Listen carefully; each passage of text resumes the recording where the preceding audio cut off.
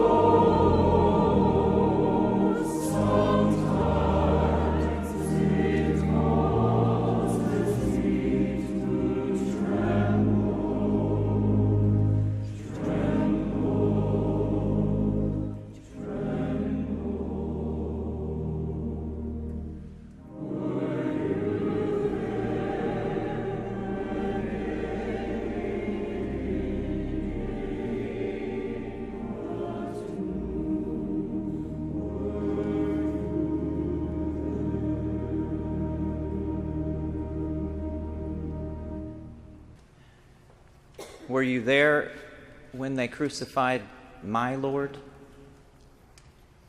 I was there, but I wish I'd been any place else. I had taken my place beside and in front of Jesus for years. I was his most outspoken champion, and he often told me I would get ahead of myself. Those nights leading up to that horrible night, well, they were almost as bad as that night itself. We'd been in the garden, and he told us that we would reject him. I wanted to make sure he knew I would never deny him. But you know what he did? He said that I would deny him 3 times that very night. Can you believe it? He told me that I, his most loyal follower, would deny him. He was crazy. I would never do that. Well, turns out that night, it was a crazy night. There were spies that the priests sent out to stir things up. They would say anything, whether it was true or not, just to get attention and to get in good with the leaders. They even had these little girls that went around accusing people just to get the arrest count up. They said that I was one of the ones following Jesus just so that I would get arrested. Well, if I was arrested, then who would take care of things? They needed to be hushed up. Then there were others that started saying the same thing. What was I supposed to do? I mean, I couldn't do any good for anyone, let alone Jesus, if I was in jail. Then I heard it. The rooster. When he told me that I would deny him 3 times before the rooster crowed, I couldn't believe it. But that sound shot into me like a dagger. The only sound that caused greater pain was when I heard that hammer hit those nails. Jesus went to his death knowing that I was a failure. I had denied I even knew him. I didn't mean to. I was just busy. I was busy taking care of things, good things. But Jesus knew, didn't he? Were you there when they crucified my Lord? I was supposed to be there, but I was already hanging in a tree on the other side of town. But still, I was the one that put him there. It was so fast and so confusing then. Things weren't going the way that they were supposed to at all. Jesus was talking about dying, which didn't make any sense. He was going to be the leader of the revolution. He couldn't do that if he was dead. Somebody had to do something. I mean, somebody had to force his hand and make him show them who he really was. So I made a deal. It wasn't about the money. At least, I don't think it was about the money. No, I'm sure it wasn't. I needed them to see who he really was. As soon as I kissed him, he was supposed to rise up and kick some butt. But he just turned and he let them take him away. What had I done? What had we all done? He said that he loved me, but certainly he didn't mean it now. I was beyond redemption. But then as I drew my last breath, I felt it. Maybe he did love me. Even me. Were you there when they crucified my Lord? Those are my words, you know. I mean, when you sing them, I should be the one getting the credit. But no one knows my name. I guess I didn't really have a name. At least that's what the white folks thought. They just called me Mama. I was born on that same land there in Richmond. I took care of their children. They let me take better care of their children than they let me take of my own. Joe was with me until the master sold him. Said he was getting too comfortable. So I had those kids on my own. They beat him and they sold him. I never heard any more. Someone said he'd escaped, but most likely they killed him. Just like they'd killed so many others. I watched folks get shot, hung, beaten, starved. I watched Uncle Ray fall over dead right in the field. They plumb worked him right to death and just pushed him aside. Oh, I know death. And I ain't afraid of death. My Jesus, he knew death too. I could think about anybody's death but his. When I thought about his death, I would just start to shake. They had been so cruel, and he just took it. For my sake and for your sake, he just took it. He didn't have to, but he did. So when I started singing those words one day, I just had to stop. I fell down shaking. I had to stop. The white man didn't make me stop. I just couldn't bear the pain to keep singing. No, they didn't beat me for those words, because they weren't words about riding the train to freedom or when the Lord calls us up north. No, this song didn't scare them the way that other songs did.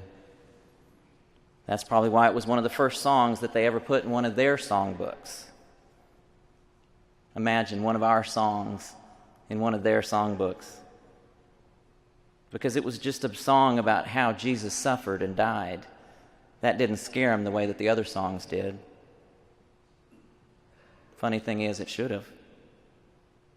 It should have scared him. How Jesus died should have scared them all. They did it. They did it to him. We all did it to him.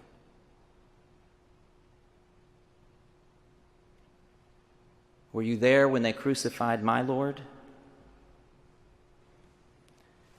I stand here acting like I can convey the pain, the feelings of abandonment, sadness, the sorrow, but I can't. No one really can.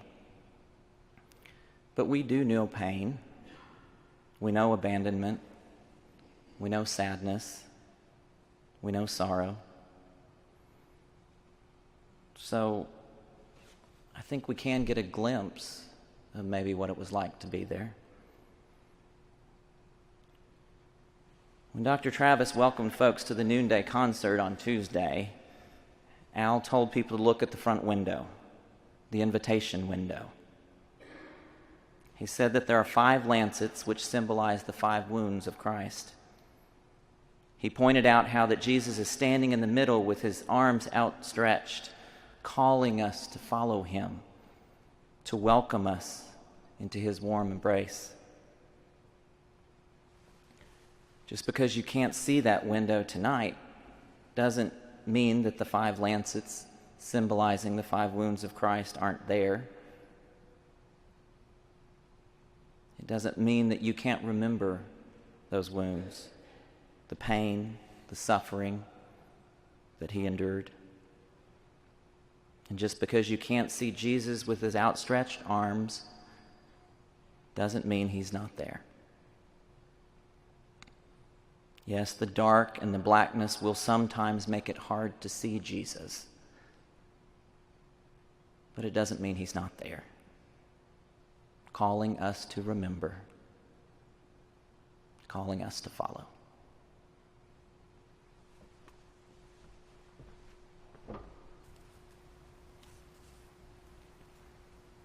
Jesus said to his disciples, "During this very night, all of you will reject me.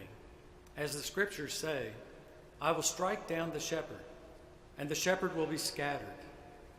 But after I am raised to life, I will go to Galilee ahead of you."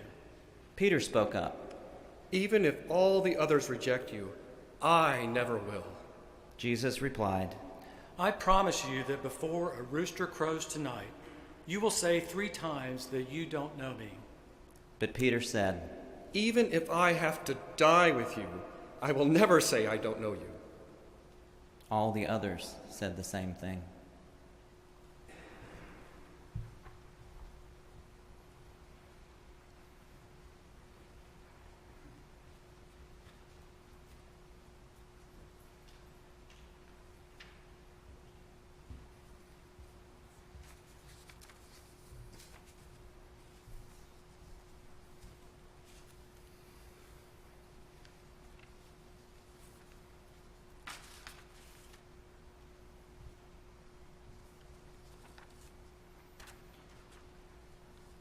Jesus was still speaking when Judas the betrayer came up.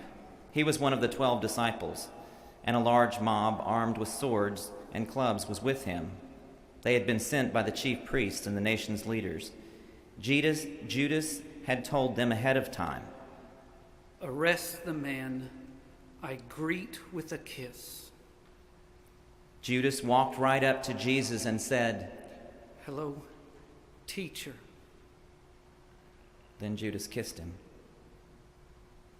Jesus replied, "My friend, why are you here?" The men grabbed Jesus and arrested him.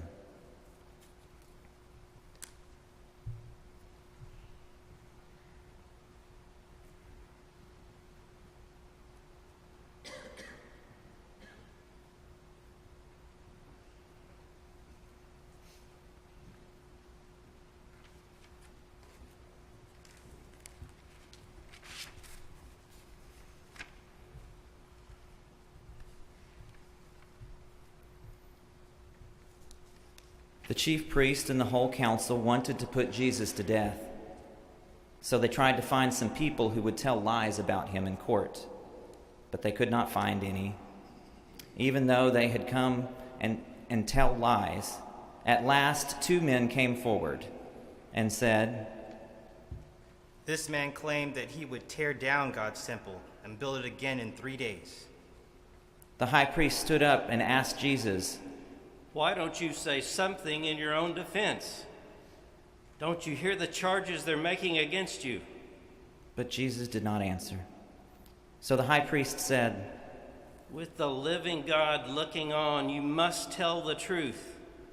Tell us, are you the Messiah, the Son of God?"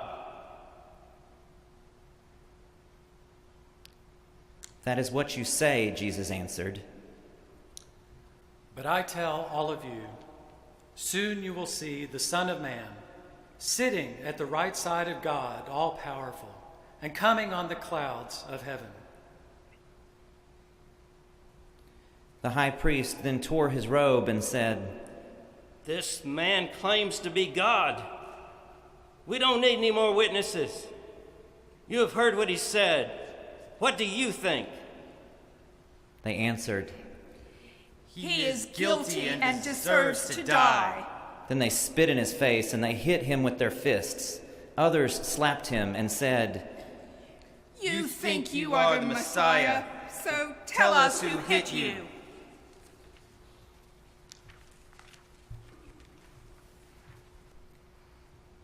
While Peter was sitting in the courtyard, a servant girl came up to him and said, "You were with Jesus from Galilee." But in front of everyone, Peter said, That isn't so. I don't know what you're talking about. When Peter had gone out to the gate, another servant girl saw him and said to some of the people there, "This man was with Jesus from Nazareth." Again, Peter denied it. This time he swore, I don't even know that man. A little while later, some people were standing there, walked over to Peter and said, "We know that you are one of them. We can tell it because you talk like someone from Galilee." Peter began to curse and swear, I don't know that man. Right then, the rooster crowed.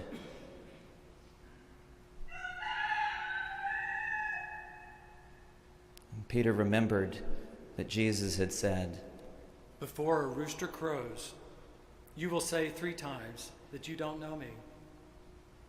Then Peter went out and cried hard.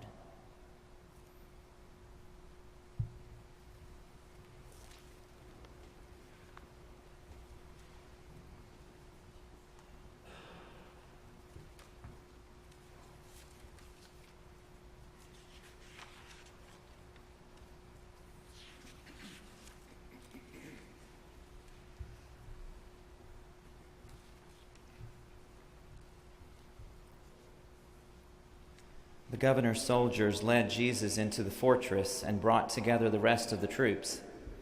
They stripped off Jesus' clothes and put a scarlet robe on him. They made a crown out of thorn branches and placed it on his head, and they put a stick in his right hand. The soldiers knelt down and pretended to worship him. They made fun of him and shouted, Hey, you king of the Jews. Then they spit on him. They took the stick from him and beat him on the head with it. When the soldiers had finished making fun of Jesus, they took off the robe. They put his own clothes back on him and led him off to be nailed to the cross. On the way, they met a man from Cyrene called Simon, and they forced him to carry Jesus' cross. They came to the place called Golgotha, which means place of a skull. There they gave Jesus some kind of wine mixed with a drug to ease the pain. But when Jesus tasted what it was, he refused to drink it. The soldiers nailed Jesus to a cross and then gambled to see who would get his clothes.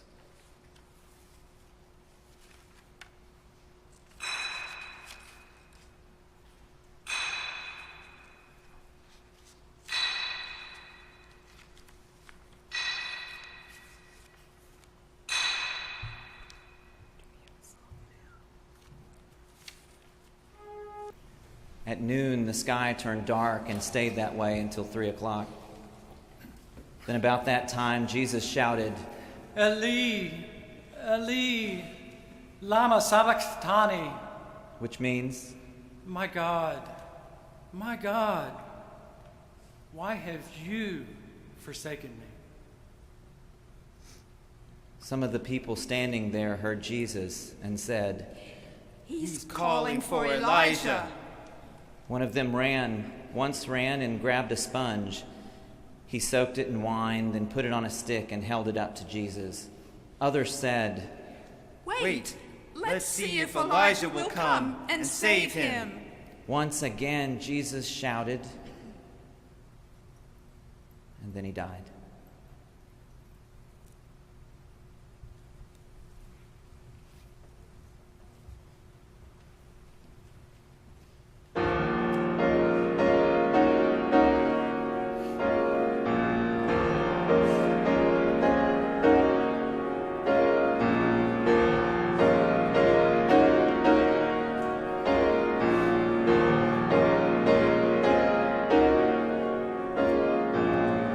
I shall not spill the blood he shed by thoughtless act or what is said. I shall make part of every thought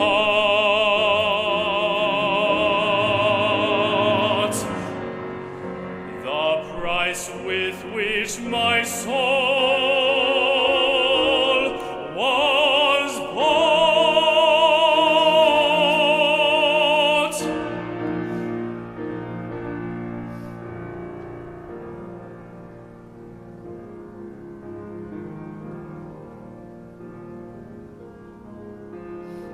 A worthy vessel I would be,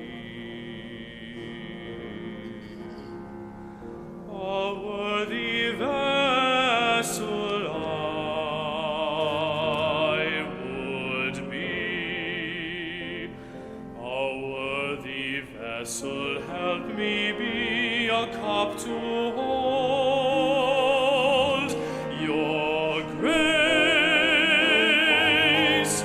a worthy vessel, a worthy vessel, a cup to hold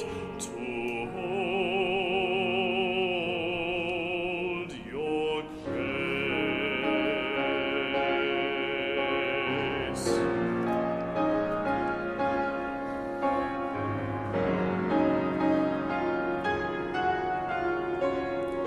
I shall not spill the tears he cried when Jesus wept and when he died. I shall have love for everyone,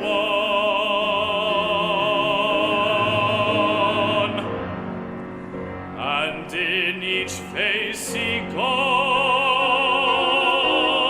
own Son.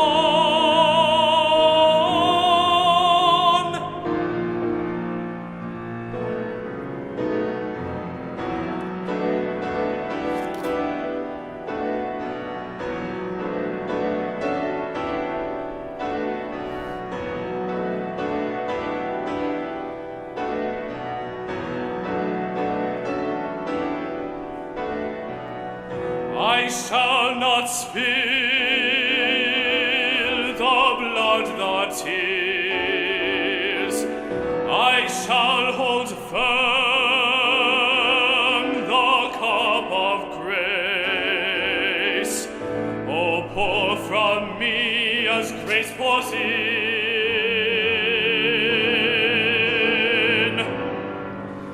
the grace that sees beyond the sin.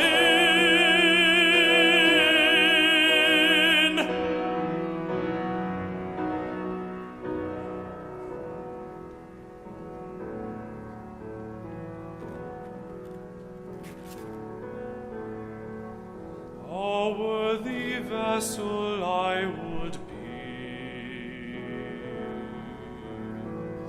A worthy vessel I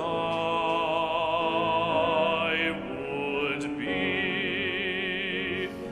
A worthy vessel, help me be a cup to hold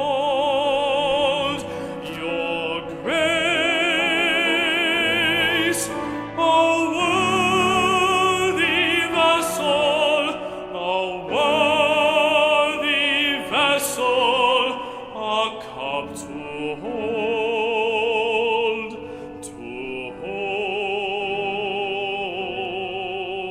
your grace.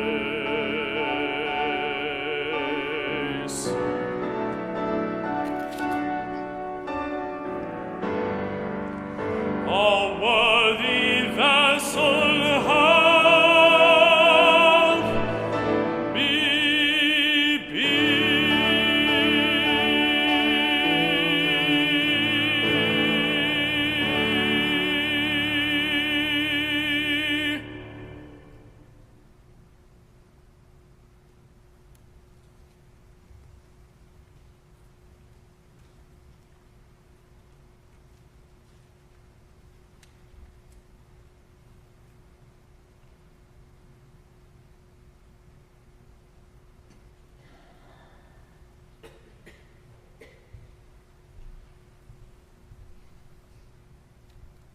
That evening, a rich disciple named Joseph from the town of Arimathea went and asked for Jesus' body. Pilate gave orders for it to be given to Joseph, who took the body and wrapped it in a clean linen cloth. Then Joseph put the body in his tomb that had been cut into solid rock and had never been used. He rolled a big stone against the entrance to the tomb and then went away.